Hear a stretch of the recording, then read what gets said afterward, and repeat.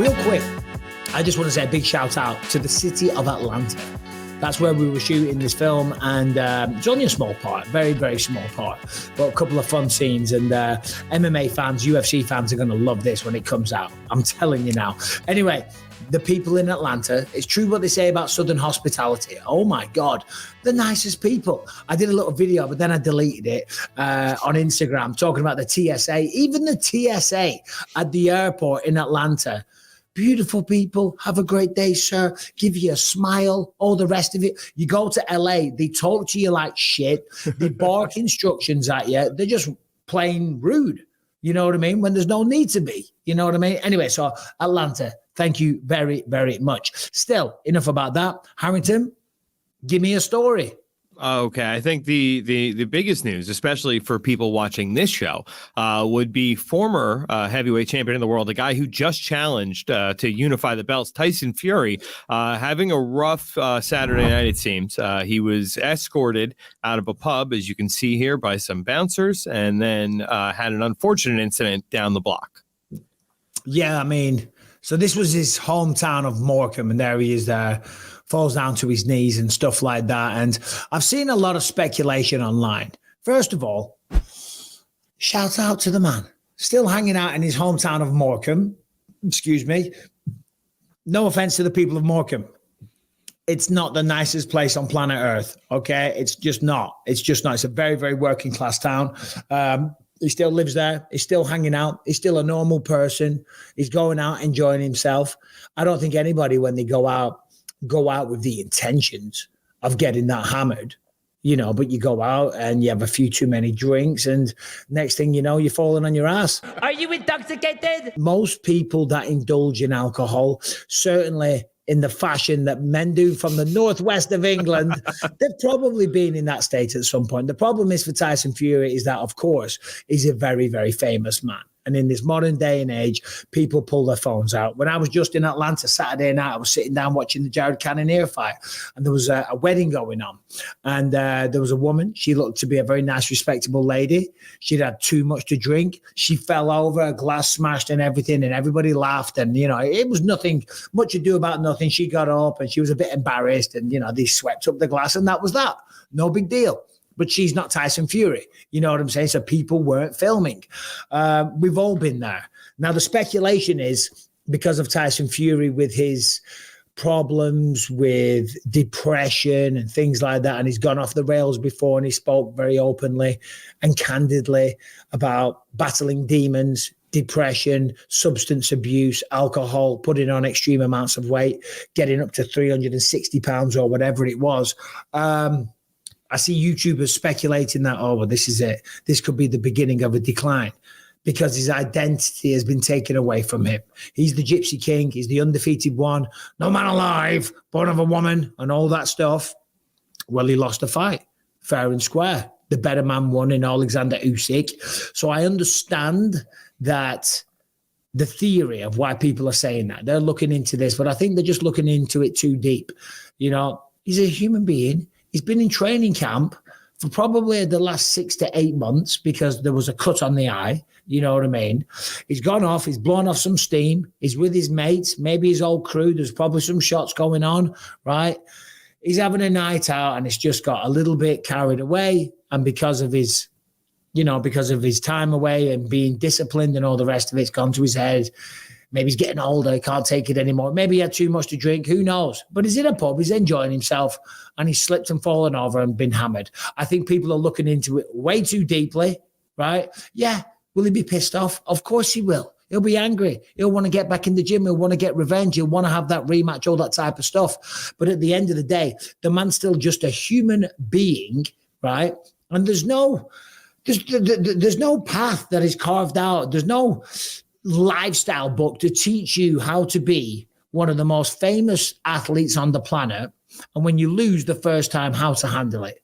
So he's just out enjoying himself. And all these people, anyone that has an issue with that, and everyone reporting on it, listen, I get it for the clickbait and all the rest of it, and it sells, and you know, they can sell ads on, nobody buys newspapers these days, but you know what I mean, that's why they report on this stuff. But if that little prick hadn't filmed that on his camera phone, no one would know, because it's not a big deal. You know what I'm saying? So I think people are looking into it far too much. Dude, if that's you, that's Mikey B, makes good back in Clitheroe, right? He's closing down the local pub. Do you think the local Clithorians would have the stones to post a video of you getting escorted out, or do they know not to mess with Mikey B like 1,000,000%. Yeah. It's going up. You never know. It depends who you're with. If you're with friends, like real friends, they wouldn't do that.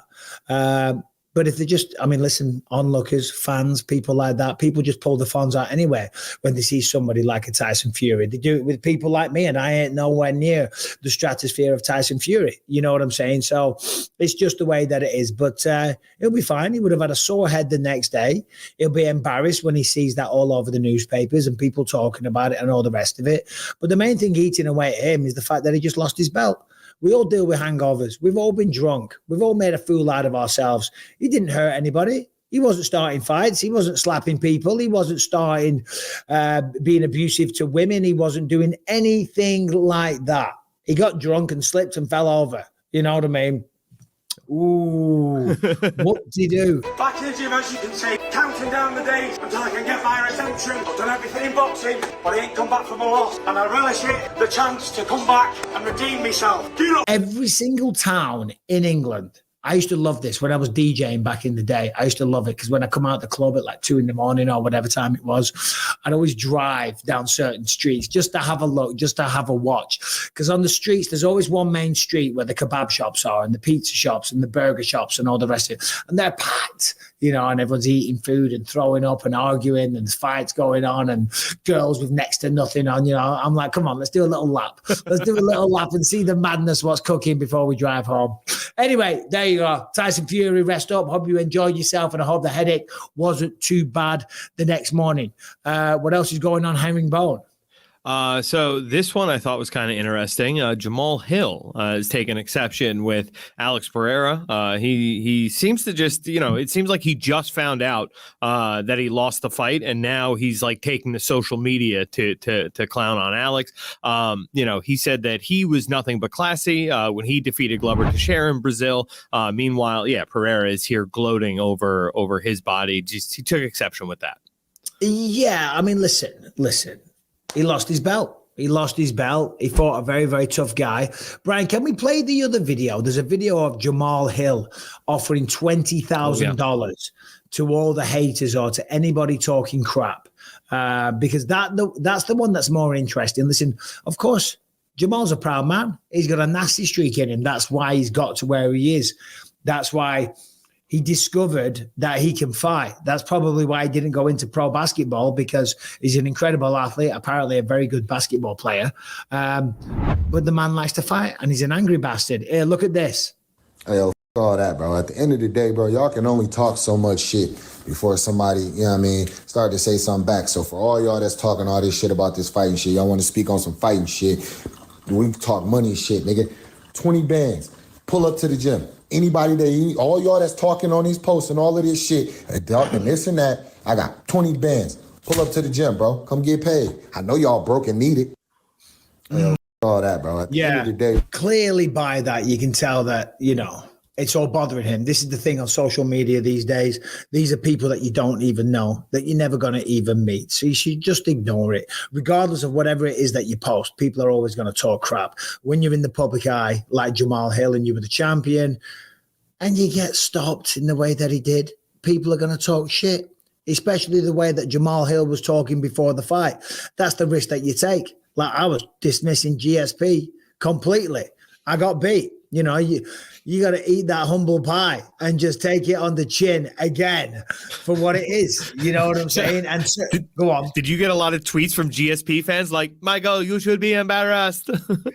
I didn't actually know, because much like George, they're probably the most sophisticated subculture of mixed martial arts. You know what I mean? These guys, I would never lower myself to act such a way on social media. Yes, Brian, welcome to the show, brother. Hey, the internet has this hilarious opinion, by the way. That Alex Pereira should show up to the gym and take the 20 grand. God. Yeah. I like Jamal, so I'm hesitant to say this, but you're just feeding into the trolls there. They said don't feed the trolls when they're talking shit. Don't do a video showing that they're clearly getting to you, flexing 20 grand and saying, get your ass in the gym. They don't have to come into the gym and fight you. You know, they're fans. Fans are allowed an opinion on the sport, right? Without the fans, there's no sport. So there's no athletes, there's no fighters, there's no big paychecks. Without the fans, there's nothing. Some of those fans are going to support you. Some of those fans are going to talk shit. And that's what makes it great. And that's what makes sports so entertaining. And the more passionate the fans are, the better it is. You know, like John Jones has got passionate fans. Islam Makhachev has ridiculously passionate fans that are attacking me like crazy for thinking that Jones is the pound for pound number one. It might be Islam. There's no need to get offended. These are just opinions. They're both incredible fighters. You know what I mean? But people are passionate. It's all good. Not to mention, this is a made-up list for a made-up belt that doesn't exist, right? Yeah. And it changes once every 3 months, pretty much. Yeah. No, it does. It does. So Jamal's just pissed. You know what I mean? He's angry. Probably more so at himself. I'm no therapist, far from it. I could do with some more therapy. But I would just say, knowing the path of a fighter, he's probably deep down annoyed at himself for losing, for getting caught with that punch. You know, he probably thought in his mind he's going to defend the belt. He's going to make millions of dollars. He's going to go on a long run, generate ridiculous wealth, and sail off into the sunset. And all those plans get derailed. And now on top of that, now you got to deal with Johnny 5X23 on Instagram saying that you suck balls and you're a lot of shit and you were never that good in the first place. You know what I mean? And when you look at that, sometimes it can get on your tits, but you just ignore them. And of course, anyone that says they don't read the comments is probably full of shit, but I don't read all the comments because I don't have time. I'll look at the first few because you're interested. You look at the first few, even on there here, when a new episode drops, I'll check in to see how it's performing. I'll look at the first few comments, whatever, whilst I have my coffee, get a general vibe. They'll be like, Bisping was kind of a dick on that one. He was way off on that point. I'm like, oh, yeah. Don't read the comments. See you later.